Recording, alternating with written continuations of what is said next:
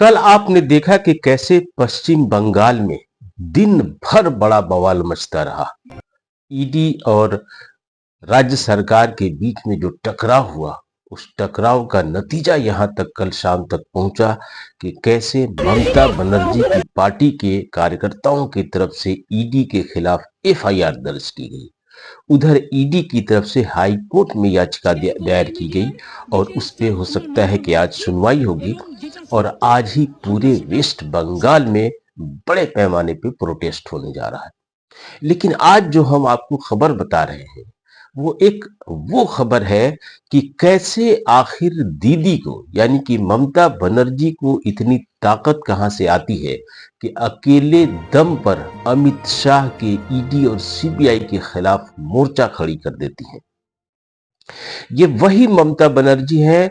आपको याद करना चाहिए कि ये वही ममता बनर्जी है जिन्होंने 2019 में सीबीआई की एक छापेमारी में इसी तरह से कूद पड़ी थी और न सिर्फ कूदी थी बल्कि सीबीआई के अफसरों को हिरासत में ले लिया गया था, उन्हें डिटेन किया गया था और उसके बाद सीबीआई के अफसर खुद को बचाने के लिए भागते फिर रहे थे।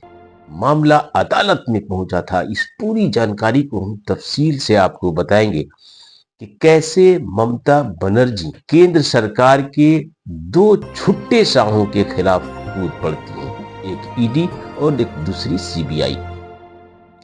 तो आज की कहानी तो आप जान चुके हैं कि ईडी ने आईपैक जो एक कंपनी है और यही कंपनी तृणमूल कांग्रेस की सोशल मीडिया को देखती है, उनके प्रचार प्रसार का काम करती है।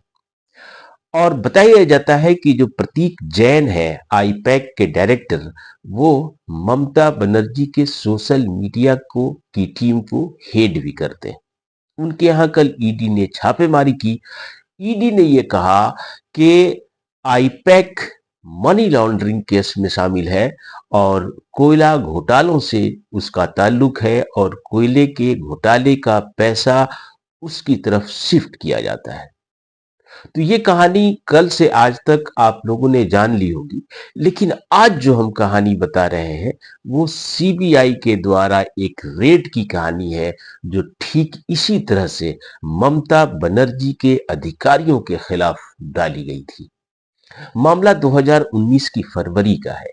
राजीव कुमार जो उस वक्त सीपी थे यानी कि कमिश्नर ऑफ पुलिस थे और आज वही राजीव कुमार वेस्ट बंगाल के डीजीपी हैं। और राजीव कुमार के बारे में हम आपको बताएं कि ममता बनर्जी राजीव कुमार को दुनिया का सबसे बेहतरीन अफसर बताती हैं। ये वही राजीव कुमार है जिनके खिलाफ 2019 की फरवरी में छापेमारी की थी और उन्हें हिरासत में लेने की कोशिश की थी। मामला को जरा समझते हैं। दरअसल मामला ये जुड़ा है शारदा स्कैम से। शारदा घोटाला 2014 का एक बड़ा घोटाला था जिसमें बड़े बड़े नेताओं के नाम आए थे और वो सारे के सारे नेता आज भारतीय जनता पार्टी में शामिल हो चुके हैं और उनके खिलाफ कोई आरोप नहीं है। तो शारदा घोटाले के एसआई टीम जो बनी थी, उस एसआई टीम को लीड कर रहे थे राजीव कुमार और यही राजीव कुमार थे जिन्होंने उस पे बड़ी तफसीली रिपोर्ट दी थी। लेकिन घोटाले की व्यापकता को देखते हुए केंद्र सरकार ने कहा कि इसकी जांच सीबीआई करेगी और जब सीबीआई इसकी जांच करने लगी तो राजीव कुमार ने सारी डिटेल उसे सौंप दी। लेकिन जिस तरह की जांच हुई थी और बड़े बड़े अधिकारी, बड़े बड़े नेता जो उस वक्त ममता बनर्जी की पार्टी में थे और उनका नाम इस घोटाले में आ गया था और जब वो जान बचाने के लिए, जिसे वॉशिंग मशीन कहते हैं, भारतीय जनता पार्टी की वॉशिंग मशीन में चले गए थे, तो उनके ऊपर से केस हटाने की प्रक्रिया शुरू हुई। इसी में कुछ रिपोर्ट राजीव कुमार की जो थी पहले से शारदा घोटाले की रिपोर्ट, उस रिपोर्ट को लेकर के सीबीआई ने उनसे पूछताछ करनी चाहिए और कहा यह गया कि राजीव कुमार को हिरासत में लिया जा सकता है।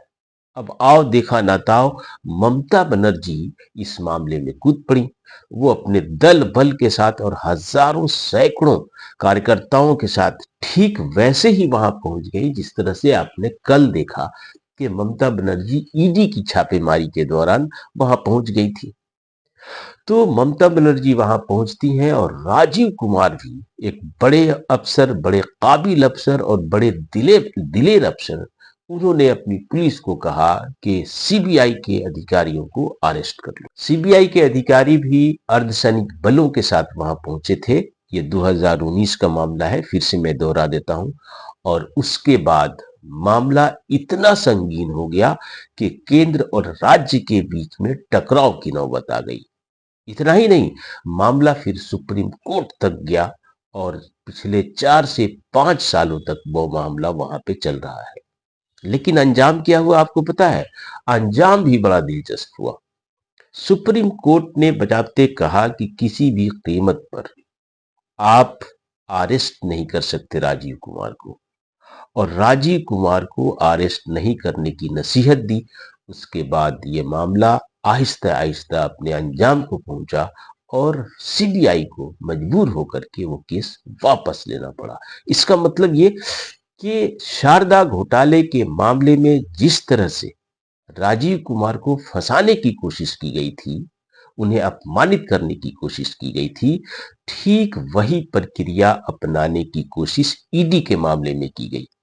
और जिस तरह से ममता बनर्जी ने उसमें पहलकदमी की थी और जिस तरह से सीबीआई के अधिकारियों को दबोचने में कामयाब कोशिश की थी, अब उन्हीं ममता बनर्जी ने फिर से ईडी पे शिकंजा कसा।